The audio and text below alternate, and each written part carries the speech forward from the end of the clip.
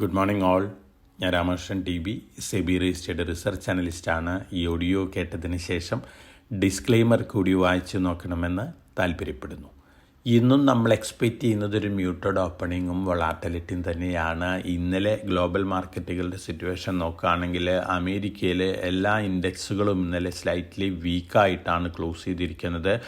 അമേരിക്കയിലെ രണ്ടാം പാദ GDP ഡാറ്റ റിവൈസ് ചെയ്തിരുന്നു. 3.8% ഗ്രോത്താണ് രേഖപ്പെടുത്തിയിരിക്കുന്നത്. മുമ്പ് 3.3% ഡാറ്റ. അതുകൊണ്ട് തന്നെ അമേരിക്കയിലെ എക്കണോമിക് ആക്ടിവിറ്റീസ് നല്ല രീതിയിൽ മുന്നേറുന്നു എന്നുള്ളൊരു കാര്യമാണ് സൂചിപ്പിക്കുന്നത്. അതിൻ്റെ ഒരു നെഗറ്റീവ് ഇമ്പാക്റ്റ് അമേരിക്കൻ മാർക്കറ്റിലുണ്ട്. കാരണം ഇത്തരത്തിൽ അമേരിക്കൻ എക്കണോമി നല്ല രീതിയിൽ മുന്നേറുകയാണെങ്കിൽ US ഫെഡ് ഒരു പക്ഷേ പലിശ നിരക്ക് കുറയ്ക്കുന്ന കാര്യം നീട്ടിക്കൊണ്ടു പോയേക്കുമോ എന്നുള്ളൊരു ഭീതിയാണ് ഇന്നലെ അമേരിക്കൻ മാർക്കറ്റിൽ സ്ലൈറ്റ്ലിയും പ്രഷർ ഉണ്ടാക്കിയിട്ടുള്ളത്. അതേസമയം ട്രംപിൻ്റെ പുതിയ അനൗൺസ്മെൻറ്റ് വന്നിട്ടുണ്ട്. 100% താരിഫാണ് പാറ്റൻറ്റ് ഡ്രഗ് ഇമ്പോർട്ടിന്മേൽ ട്രംപ് അനൗൺസ് ചെയ്തിരിക്കുന്നത്. അതോടൊപ്പം തന്നെ ഹെവി ട്രക്ക് ഇമ്പോർട്ടിന്മേൽ 25% താരിഫ് ഏർപ്പെടുത്തിയിട്ടുണ്ട്. കിച്ചൺ ക്യാബിനറ്റിന്മേൽ 50%, ബാത്റൂം വാനിറ്റികളിന്മേൽ 50%, ഫർണിച്ചറിന്മേൽ 30%. ഇത്തരത്തിലുള്ള പുതിയ താരിഫാണ് ഒക്ടോബർ 1 മുതൽ അദ്ദേഹം അനൗൺസ് ചെയ്തിരിക്കുന്നത്. അതോടൊപ്പം തന്നെ ഈ പാറ്റൻറ്റഡ് ഡ്രഗ് ഉണ്ടാക്കുന്ന കമ്പനികൾ അമേരിക്കയിൽ പ്ലാന്റ് തുടങ്ങുകയാണെങ്കിൽ ഇത്തരത്തിലുള്ള ഇമ്പോർട്ട് താരിഫിൽ നിന്ന് എക്സെപ്റ്റ് ചെയ്യുമെന്നുള്ളൊരു കാര്യം കൂടി പറഞ്ഞിട്ടുണ്ട്. പുതിയ അനൗൺസ്മെൻറ്റ് ഇന്ത്യയിലെ ഫാർമസ്യൂട്ടിക്കൽ കമ്പനികളെ സംബന്ധിച്ച് വലിയ നെഗറ്റീവ് ഇമ്പോക്റ്റ് ഒന്നും തന്നെ ഇമ്മീഡിയറ്റ് ഉണ്ടാക്കാൻ പോകുന്നില്ല. കാരണം നമ്മൾ മേജറായിട്ട് അമേരിക്കയിലേക്ക് എക്സ്പോർട്ട് ചെയ്യുന്നത് ജനറിക് ഡ്രഗുകളാണ്. എന്നിരുന്നാലും പാറ്റൻറ്റഡ് ഡ്രഗ്സ് ഏതെങ്കിലും ഇന്ത്യയിൽ നിന്ന് അമേരിക്കയിലേക്ക് എക്സ്പോർട്ട് ചെയ്യുന്നുണ്ടെങ്കിൽ തീർച്ചയായിട്ടും അത്തരത്തിൽ ഉള്ള കമ്പനികളെ സംബന്ധിച്ച് നെഗറ്റീവ് ഇമ്പാക്റ്റൊക്കെ ഉണ്ടാവാനുള്ള സാധ്യതകളുണ്ട്. പക്ഷേ ഓൾമോസ്റ്റ് എല്ലാ സ്ട്രോങ് കമ്പനികൾക്കും അമേരിക്കയിലും കൂടി പ്രസൻസ് ഉണ്ട്. അതുകൊണ്ട് തന്നെ ഇത്തരത്തിലുള്ള ന്യൂസ് ഫ്ലോസ് എന്ത് തന്നെയായാലും ഇന്ന് വലിയ രീതിയിലുള്ള നെഗറ്റീവ് ഇമ്പാക്റ്റ് ഇന്ത്യൻ മാർക്കറ്റിൽ ഉണ്ടാക്കാൻ പോകുന്നില്ല. അതോടൊപ്പം തന്നെ ഇന്നലെ മറ്റ് ഗ്ലോബൽ മാർക്കറ്റുകളുടെ സിറ്റുവേഷൻ നോക്കുകയാണെങ്കിൽ യൂറോപ്യൻ മാർക്കറ്റുകൾ ഇന്നലെ വീക്കായിട്ടാണ് ക്ലോസ് ചെയ്തിരിക്കുന്നത്. ജാപ്പനീസ് മാർക്കറ്റുകൾ ഇന്നലെ വീണ്ടും പുതിയ റെക്കോർഡ് ഹൈയിലാണ് ക്ലോസ് ചെയ്തിരുന്നത്.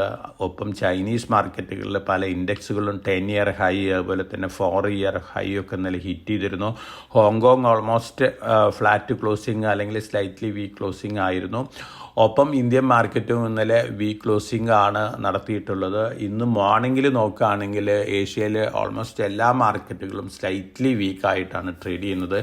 അതേസമയം ചൈനീസ് മാർക്കറ്റിൽ കുറച്ച് കൂടുതൽ സെല്ലിംഗ് പ്രഷർ ഉണ്ട്. കാരണം ചൈനയിൽ നിന്ന് എക്സ്പോർട്ട് ചെയ്യുന്ന ഫർണിച്ചർ, അതുപോലെ തന്നെ ബാത്റൂം ഫിറ്റിങ്സ്, ഇത്തരത്തിലുള്ള ഐറ്റത്തിന്മേലാണ് ട്രംപ് പുതിയ താരിഫ് അനൗൺസ് ചെയ്തിരിക്കുന്നത്. അതിൻ്റെ ചെറിയ നെഗറ്റീവ് ഇമ്പാക്റ്റ് ഒക്കെ ഉണ്ട്. എന്നിരുന്നാലും ചൈനീസ് ടെക്നോളജി സ്റ്റോക്കുകൾ ഇന്നും വളരെ സ്ട്രോങ് ആണ്. ഒപ്പം നമ്മൾ കമ്മോഡിറ്റി സെഗ്മെൻറ്റ് നോക്കുകയാണെങ്കിൽ ഗോൾഡ് ഇന്ന് വീണ്ടും സ്ലൈറ്റ്ലി വീക്കായിട്ടാണ് മോർണിംഗിൽ ഇൻ്റർനാഷണൽ മാർക്കറ്റിൽ ട്രേഡ് ചെയ്യുന്നത്. അതേസമയം സിൽവർ മുന്നേറുകയാണ്. സ്പോട്ട് സിൽവർ മോർണിംഗിൽ ട്രേഡ് ചെയ്യുന്നത് $44.83 പെർ ഔൺസിനാണ്.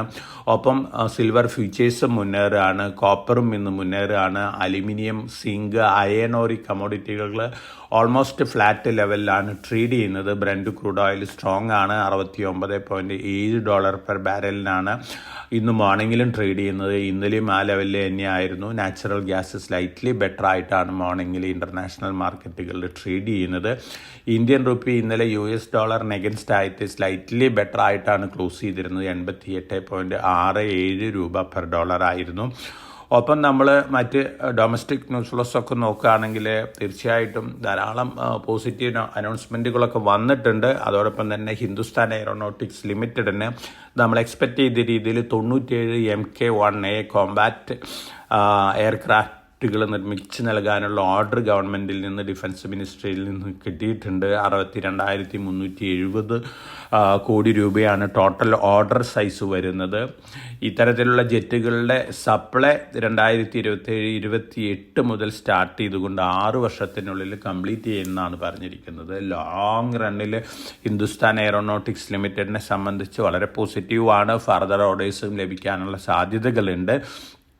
JP അസോസിയേറ്റ്സിൻ്റെ ബിഡിങ്ങിൽ മുന്നിട്ട് നിന്നിരുന്ന വേദാന്തയോടും അഡാനി ഗ്രൂപ്പിനോടും അവരുടെ റിവൈസ്ഡ് പ്ലാനുകൾ കൊടുക്കാനായിട്ട് ലെൻഡേഴ്സ് ആവശ്യപ്പെട്ടിട്ടുണ്ട്. ഇന്നലെ ആയിരുന്നു ഡെഡ് ലൈൻ.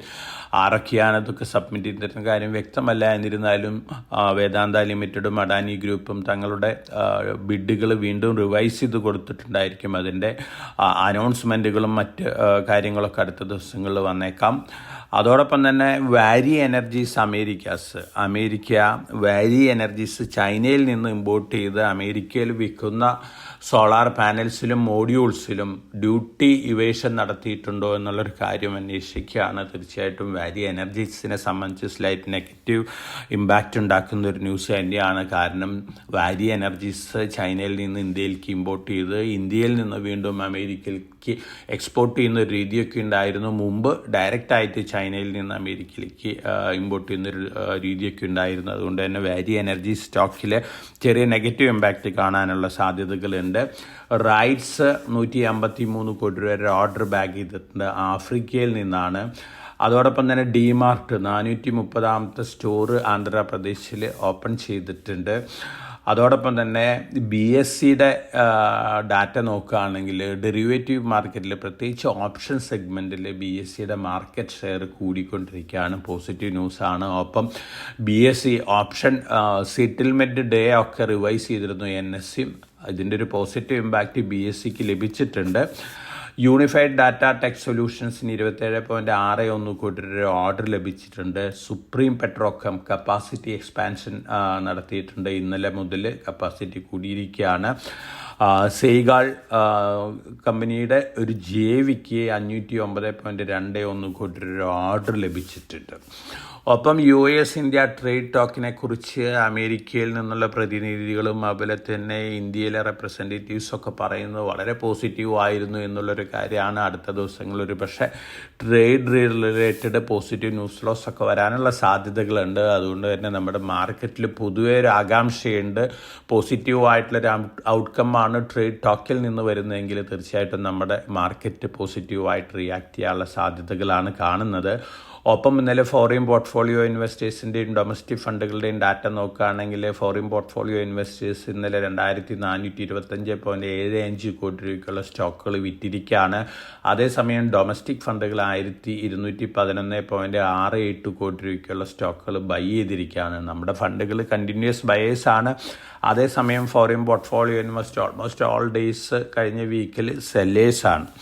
ഇനി നമ്മൾ IPO സെഗ്മെൻറ്റ് നോക്കുകയാണെങ്കിൽ നമ്മൾ സജസ്റ്റ് ചെയ്തിരുന്ന 2 മെയിൻ ബോർഡ് IPOs ഇന്നലെ ക്ലോസ് ചെയ്തിട്ടുണ്ട്. ശേഷസായി ടെക്നോളജീസ് 69.64 ടൈംസാണ് ഓവർ സബ്സ്ക്രിപ്ഷൻ വന്നിരിക്കുന്നത്. അതോടൊപ്പം തന്നെ സോളാർ വേൾഡ് എനർജി സൊല്യൂഷൻസ് 68.49 ടൈംസാണ് ഓവർ സബ്സ്ക്രിപ്ഷൻ വന്നിരിക്കുന്നത്. ഇപ്പോൾ ഓപ്പൺ ആയിട്ടുള്ള ട്രൂ ആൾട്ട് ബയോ എനർജി 0.46 ടൈംസാണ് ആദ്യത്തെ ദിവസം സബ്സ്ക്രിപ്ഷൻ വന്നിരിക്കുന്നത്. അതേസമയം Jinkushal industries 2.29 times over subscription വന്നിട്ടുണ്ട് ആദ്യത്തെ ദിവസം. അതോടൊപ്പം തന്നെ SMEയിൽ നമ്മൾ സജസ്റ്റ് ചെയ്യാൻ ട്രൂ കളേഴ്സ് 45.46 ടൈംസാണ് ഓവർ സബ്സ്ക്രിപ്ഷൻ വന്നിരിക്കുന്നത്. ഇന്നലെ ക്ലോസ് ചെയ്തിരുന്നു. ഇപ്പം നമ്മൾ സജസ്റ്റ് ചെയ്തിട്ടുള്ള ഓപ്പൺ ആയിട്ടുള്ള SME IPOസിൻ്റെ ഓവർ സബ്സ്ക്രിപ്ഷൻ നോക്കുകയാണെങ്കിൽ chatter box technology 1.21 times over subscribed ആണ്. അതോടൊപ്പം തന്നെ Guru Nanak agriculture 1.27 times over subscriber ആണ്. Matrix geo solutions 7.69 times over subscribed ആണ്. ഇന്നും കൂടി ഓപ്പൺ ആണ് ഈ IPOs എല്ലാം തന്നെ. അപ്പോൾ SME IPOയിലും മെയിൻ ബോർഡ് IPOയിലും അപ്ലൈ ചെയ്യുന്ന ഇൻവെസ്റ്റേഴ്സിന് കൺസിഡർ ചെയ്യാവുന്ന IPOs ആണ് ഈ IPOs എല്ലാം. അതോടൊപ്പം തന്നെ വളരെ കോഷൻ മാർക്കറ്റിൽ വെച്ച് പുലർത്തണം. US റഷ്യ അതുപോലെ തന്നെ ഉക്രൈൻ റഷ്യ ബന്ധം വഷളാവുകയാണെങ്കിൽ, വീണ്ടും സംഘർഷം കൂടുകയാണെങ്കിൽ അതൊരു ജിയോ പൊളിറ്റിക്കൽ ടെൻഷൻ്റെ ഒരു ഇമ്പാക്റ്റ് ഗ്ലോബൽ മാർക്കറ്റിലേക്ക് ഉണ്ടാക്കിയേക്കാം. അതിൻ്റെ ഒരു നീച്ചർക്ക് റിയാക്ഷനൊക്കെ ഇന്ത്യൻ മാർക്കറ്റിൽ കണ്ടേക്കാം. അതുകൊണ്ട് തന്നെ വളരെ കോഷ്യസ് ആയിട്ട് മാർക്കറ്റിൽ മൂവ് ചെയ്യണം. അതോടൊപ്പം തന്നെ നമ്മൾ സജസ്റ്റ് ചെയ്യുന്ന ഓഹരികൾ മാർക്കറ്റ് താഴെ വരുന്ന അവസരങ്ങളിൽ ലോങ് ടൈം പോയിന്റ് ഓഫ് വ്യൂവിൽ വാങ്ങാനുള്ളൊരു ഡിസിഷൻ എടുക്കുന്നത് നന്നായിരിക്കും. എല്ലാവർക്കും നല്ല ട്രേഡിൻ്റെ ആശംസിച്ചുകൊണ്ട് ഞാൻ ഇന്നത്തെ പ്രീ മാർക്കറ്റ് കമൻറ്റ് ഇവിടെ അവസാനിപ്പിക്കുകയാണ്. Thank you.